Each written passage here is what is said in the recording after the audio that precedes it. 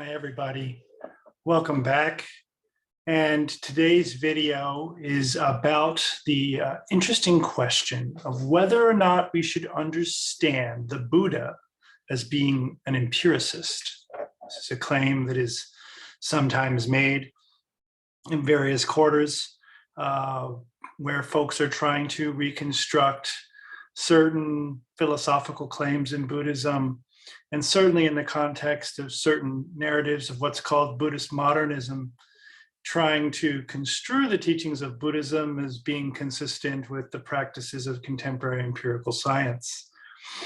And in order to evaluate this claim, we have to look at the parts of the question. And in particular, this question asks about the person of the Buddha, and it asks about the nature of empiricism. So we have to start there. And it's worth noting that when we're trying to ask questions about the person of the historical Buddha, that things get very tricky very quickly, because the so-called earliest records we have of the Buddha canonized in the Pali texts as well as in the Chinese agamas. These are sort of the earliest complete canons we have. There are earlier fragments, of course, but these are sort of the places where folks go to get a consistent imaginary of the historical Buddha represented in text. And it's worth noting right at the outset that it's not always obvious that these texts are the record of any one person's thought. So whatever image we have of the Buddha from these texts, we want to make sure that we're being a little humble in interpreting these texts as literal biography.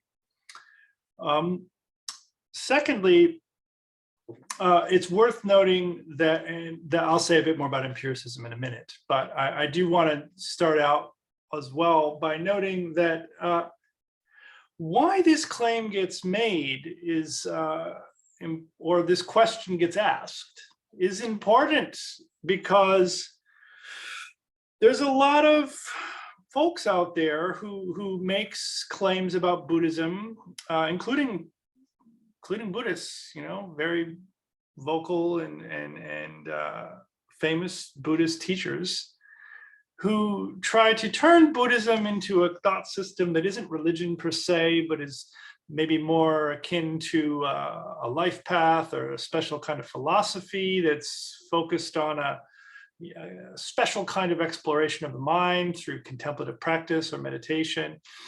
And so calling the Buddha an empiricist is a way of trying to represent the Buddha's teaching, or the dharma or dhamma as it's sometimes called, in a way that takes us outside of the secular claims or the sectarian claims of organized religion, and instead bring us into the avenues of objective truth and this pure science of mind.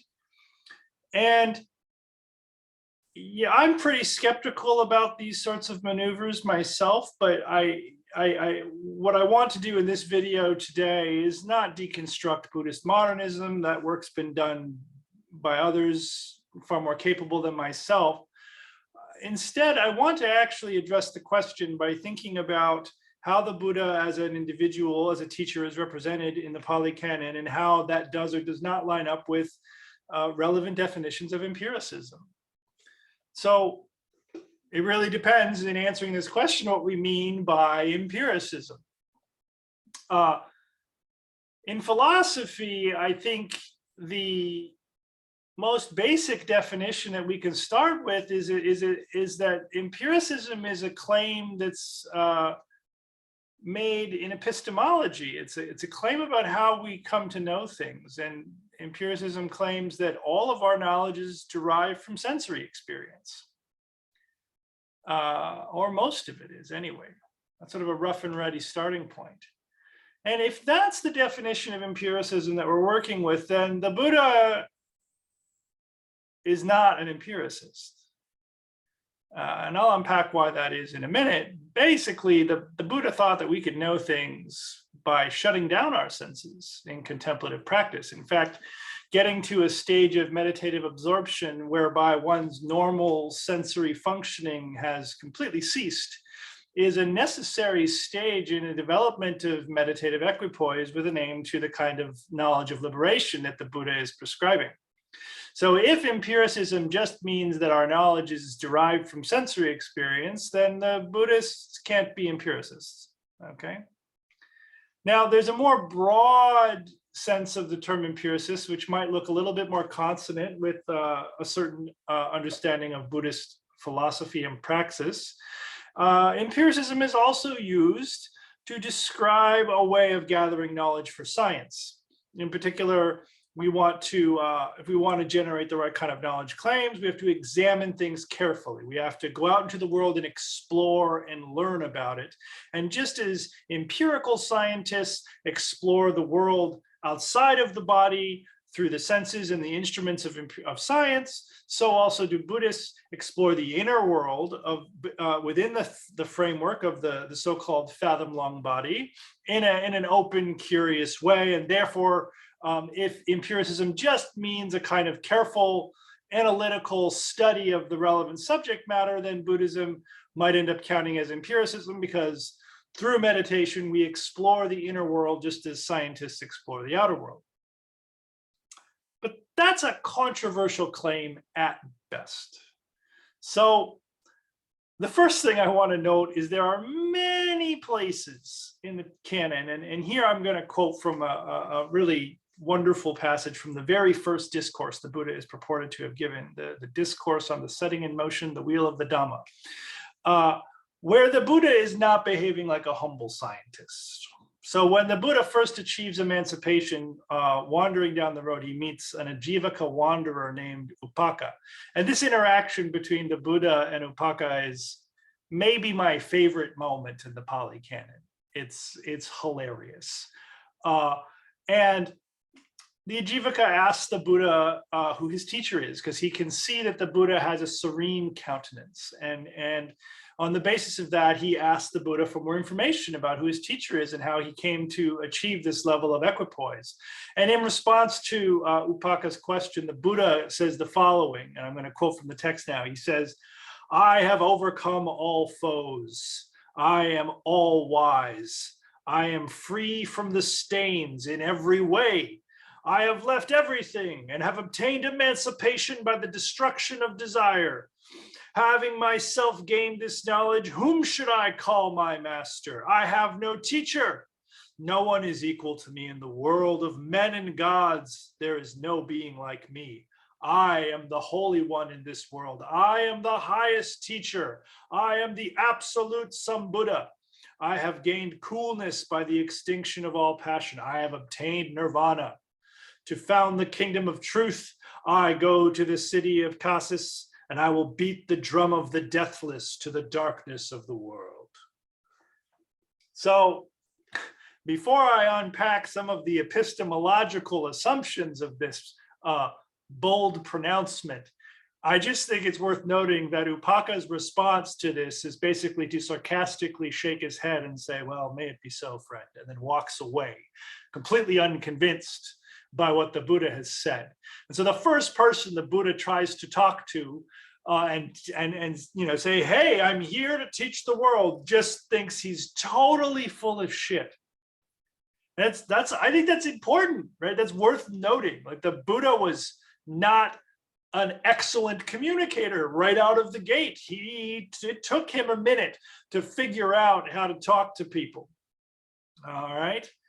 So the reason I wanted to quote this passage here is that I just want to point out that the Buddha is often portrayed this way in these texts, boldly proclaiming himself, often sometimes a la Dwayne "The Rock" Johnson, in the third person, referring to himself as the Tathagata, the one who is thus come and gone, as an unrivaled master of this world and every other world, right? Remember from the passage I just read, the world of men and gods.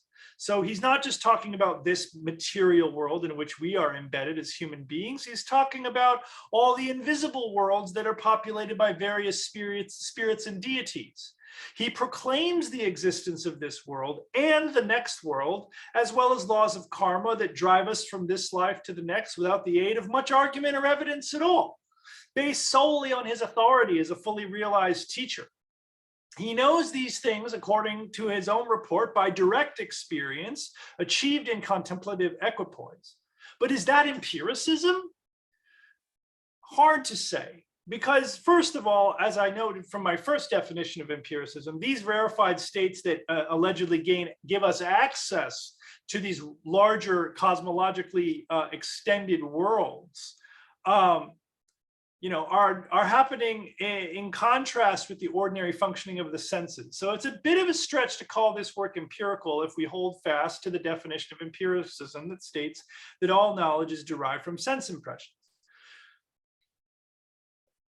Now, the evidence that's normally cited in favor of the second reading of empiricism is a text called the Kalamazoota, the discourse to the Kalamas, and the pervasive use of a Pali term ehipasiko, which means come and see. That the teachings of Buddha, the teachings of the Dharma, have this quality about them where when you yourself have internalized the lesson, that you become eager to share that with others. So the idea behind ehipasiko is that when a person has experienced even a smidgen of liberation through the practice of the Eightfold Noble Path, they come to have this desire that other people should be benefited in a way that's commensurate with the benefits that they themselves have achieved through their own practice, and they want to share it with others, ehipasiko. And that sort of sentiment, combined with the more explicit dialogue found in the Kalamazoota, is often leveraged as a way of construing the Buddha as being an empiricist. Now, the context of the Kalamazoota is that the citizens of this particular town are feeling quite confused about how to choose a spiritual teacher.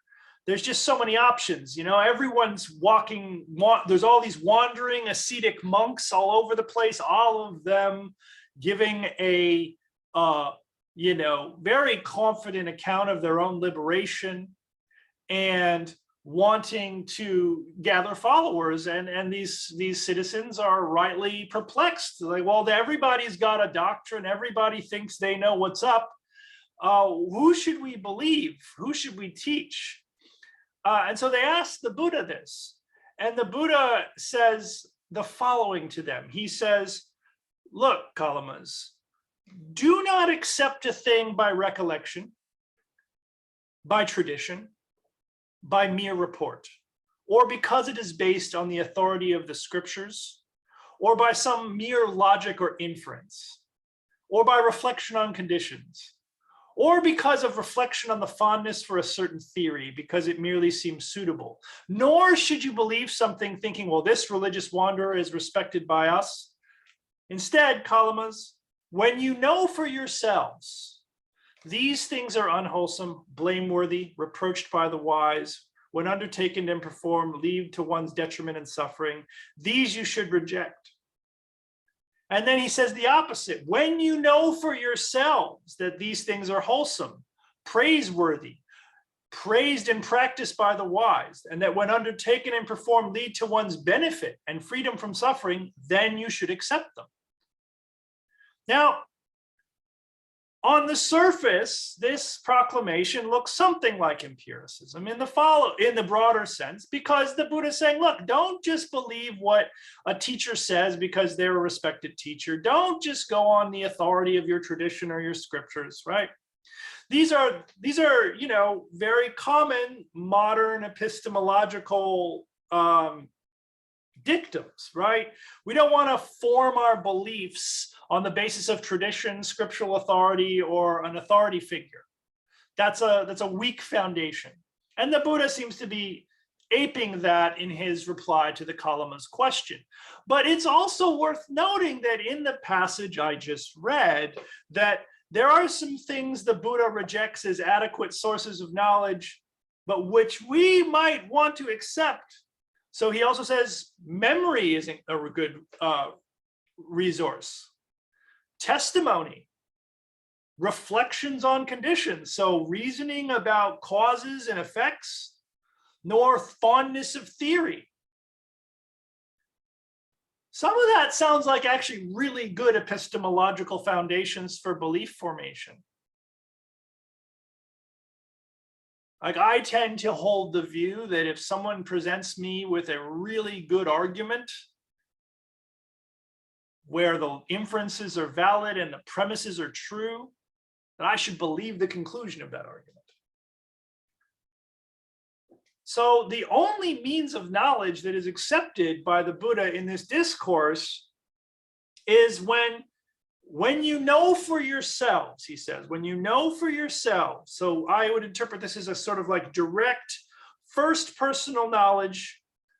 When you know this is unwholesome, this is blameworthy, this is reproached by the wise, and that when undertaken leads to detriment and suffering, then reject it. And when you know for yourself what is wholesome, what is praiseworthy, what is praised by the wise, and that which is undertaken leads to benefit and freedom from suffering, then accept it. So maybe we can understand this as a kind of like direct experiential knowledge. Well, okay, but here's the problem. This just looks like circular reasoning. So if you know for yourself what is praised or disparaged by the wise, that presumes that you already have a reliable method for discerning who is wise and who is not. But remember, what motivated the discussion in the first place was confusion on the part of these people about how to choose a teacher. So giving them an account of how to choose a teacher that already assumes they can discern between who is wise and who is not doesn't look entirely satisfactory. In fact, it looks completely circular. We can't solve the problem of how to escape from perplexity about how to select a teacher by simply claiming that one should follow that which is praised by the wise. Because a wise person is just synonymous with a good teacher in this context. So I think rather than just dismissing the dialogue completely out of hand as an instance of circular reasoning, I think it's important that we note that this locution of when you know for yourselves does represent a different way, perhaps, of knowing, where we have direct experiential knowledge measured against those means previously known to be unreliable or too abstract. But, for Buddhism in general now, the key point is that we want to be engaged in the cultivation of discerning experience and the proper attitude towards that which we experience, right? So there's a certain way in which Buddhists prescribe the deepening of awareness, the increasing in the gain in your attention maybe, and that as the awareness expands through disciplined cultivation, we also want to cultivate a certain attitude of detached, balanced understanding, and that these attitudes properly cultivated will liberate you from the predicament of suffering, from what the Buddhists call dukkha. So the Buddha is suggesting, I think, charitably construed here, that you need to experience that liberation for yourself and not just rely on what other people say or think abstractly about it. You have to actually liberate yourself. But if that's right, if that's how we should read the text, does that vindicate the Buddha as an empiricist, broadly construed? I don't think so. Here's why. The only way you could test his view is by cultivating the experiences according to the logic he prescribes, by taking on the assumptions, for example, about suffering and its origins, that motivate his approach to contemplation. But if that's right, then we're back at where we started in terms of trying to solve the problem of which authorities we should listen to and which we should ignore. Most importantly of all, This discourse is clearly a very specific one pertaining to the predicament of choosing a spiritual path. It does not in any way offer a domain general account of how to generate knowledge claims. So to claim on the basis of this text, and this is basically the only text in the Pali Canon that really makes this point, as somehow showing us that the Buddha is an empiricist, it's just way too narrow in terms of the it takes the text out of its context, and it gives a disproportional amount of evidence to a single discourse. And that's the reason why at the beginning of this discussion I emphasize the discourse with Upaka, because the Buddha is portrayed in many different lights in these texts.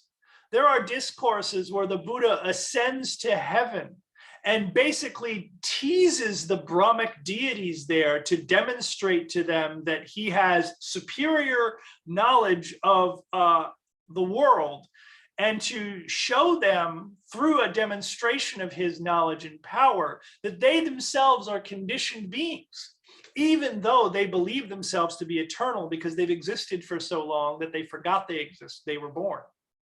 So the Buddha has many different faces in these texts. And his way of developing knowledge claims is, cuts against the grain of many common sense ways that we might rightly use to figure things out about our world. He rejects memory, testimony, logic, and inference. These seem like really good things to rely on in terms of belief formation. So we need to recognize that this text is not really an indication of the Buddha's position on anything except for maybe how to generate confidence in a teacher. And we also need to measure the quasi-empiricist leanings of the Buddha that we encounter in this text against his more authoritarian claims. The Buddha was absolutely, at least as far as we understand him from these texts, a religious leader, someone who proclaimed his own superiority over everyone and simply proclaimed the existence of this world and the next one. So what we, hermeneutically, in terms of how we interpret these texts, what we find in these texts is almost always a function of what we're looking for. We always have to take responsibility for our motivations and how those inform the questions we ask and the answers we might find in a text or a system, especially one as broad and diverse and deep and complicated as South Asian Buddhism. I'm not even talking about Buddhism when it goes to East Asia and elsewhere. So is the Buddha an empiricist? Nah,